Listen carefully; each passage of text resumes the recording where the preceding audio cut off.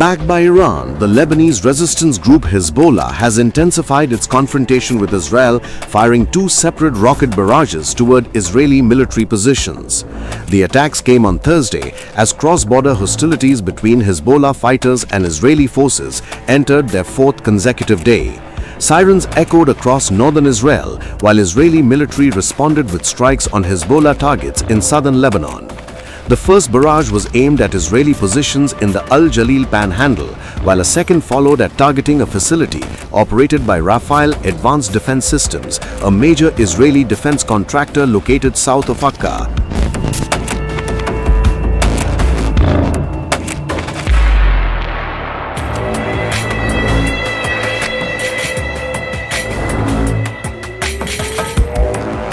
Notably, Rafael is among Israel's primary defense suppliers, developing systems including Iron Dome, the Spike missile, and the Trophy active protection system.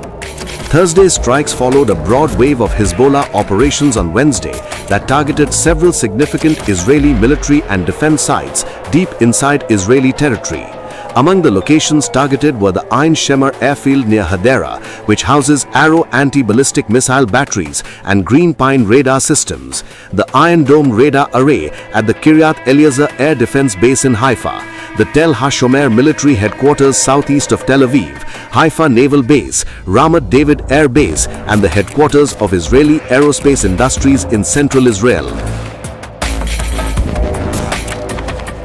On the Israeli side, its forces have struck across southern Lebanon, the Bekaa Valley, and Beirut's southern suburb, killing more than 10 people according to reports.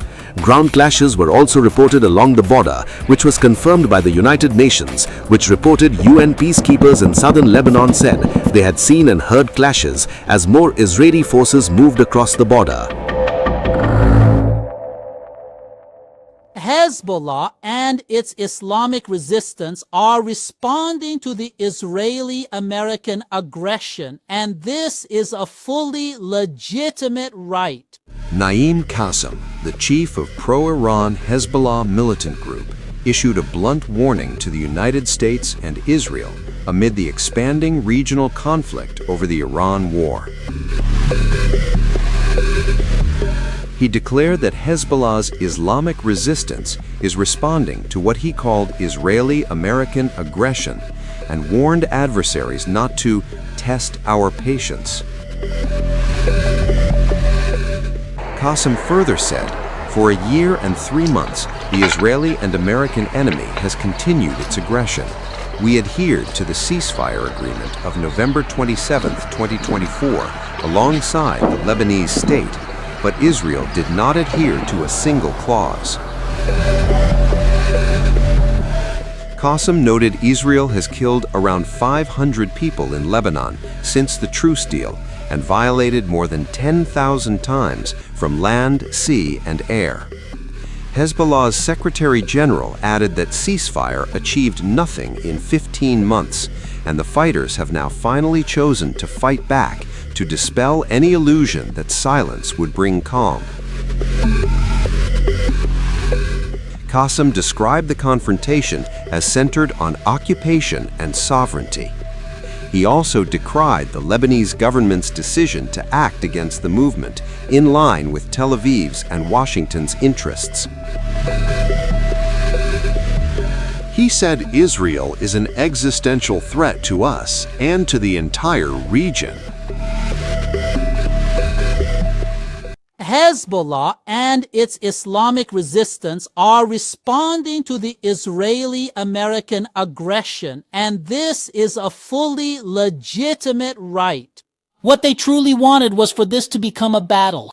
They push everything to the absolute farthest possible limits in it. Our choice is to confront them with an unwavering, desperate resolve, pushing to the absolute furthest limits, and we will never, ever surrender. We will defend ourselves with all our available capabilities and our profound, steadfast faith, no matter how immense the sacrifices may ultimately become. Qassem's warning came after the Lebanon-based group intensified attacks on Israel to avenge its attack on Iran. On March 3rd, Hezbollah said it had struck the Marin Air Surveillance and Operations Management Base in Israel, targeting one of the radars and a command building. It also announced a large volley of rockets fired at the Nuffa base in the occupied Golan Heights in Syria, identified as the headquarters of the 210th Basha Division of the Israeli Army. In response, the Israeli military is carrying out airstrikes in Lebanon. On March 5th, an IDF airstrike hit Hezbollah's stronghold of South Beirut shortly after issuing a warning ahead of an attack. Israel's defense minister, Israel Katz, said the head of Hezbollah. Katz said that Qasem would end up like Iranian Supreme Leader Ali, and Hezbollah will pay a heavy price for firing at Israel. From tonight, you will essentially be dividing your attention between the primary deterrence, which will remain the main one, and that is the strike against Iran, and also Hezbollah in Lebanon. We will absolutely make sure that Hezbollah will indeed pay a very heavy price for every single thing that it has done.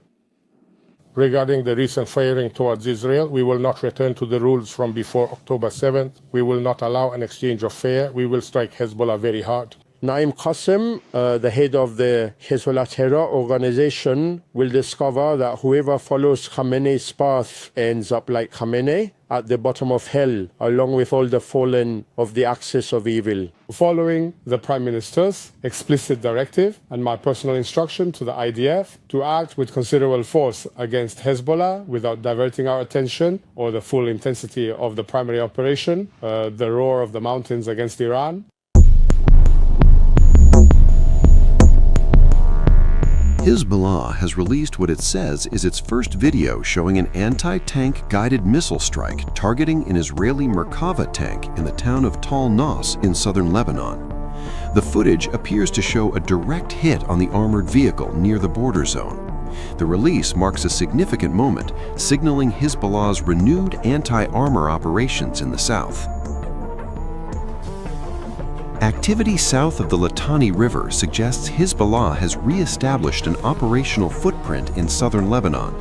Recent attacks involving rockets, drones, and precision-guided missiles alongside anti-tank strikes point to a restored level of command and control. The pattern indicates more than isolated incidents.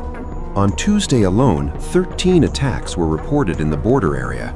These included the reported disabling of 5 Israeli tanks using anti-tank missiles. The volume and variety of strikes suggest coordinated operations rather than sporadic engagements.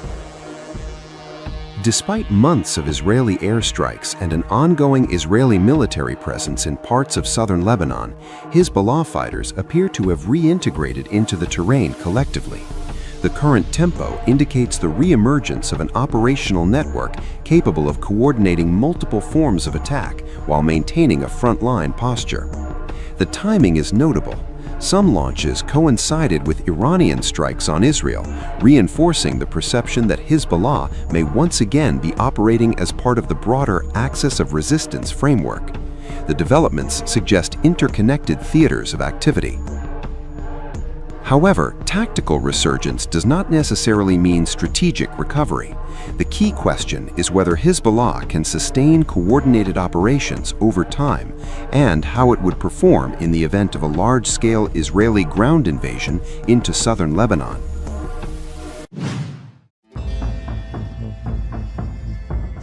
Hezbollah has released dramatic new footage of fresh strikes on Israel. The video shows rocket launchers emblazoned with portraits of Ayatollah Ali Khamenei as the group claims responsibility for fresh attacks on Israeli military bases in northern Israel and the Golan Heights. The images come amid a sharp escalation across Israel's northern front.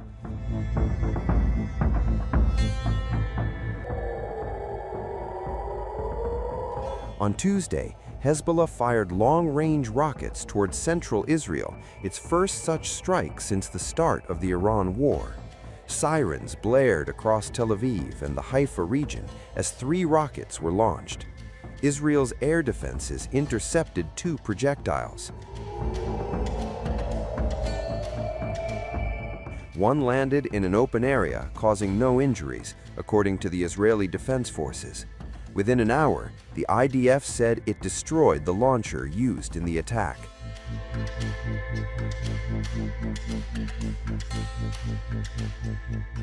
Hezbollah also fired dozens of rockets and several drones toward northern Israel. One rocket struck a home in a border community, injuring one person. The group said it was targeting Israeli military bases in response to what it called criminal Israeli aggression across Lebanese cities, including Beirut's southern suburbs.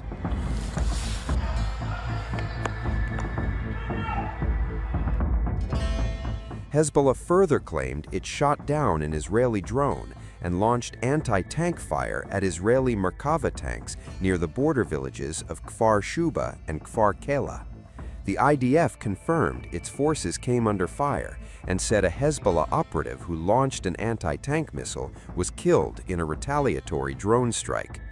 Shortly after, the Israeli military announced it had begun what it described as a wave of attacks in southern Lebanon. Over the past 24 hours, Israeli forces say they have struck underground weapons depots and Hezbollah command infrastructure in Beirut. Israeli army spokesperson Avichai Adrei issued a direct warning to residents in southern Lebanon, urging them to evacuate immediately and move north of the Litani River. He warned that any home used for Hezbollah military purposes could be targeted.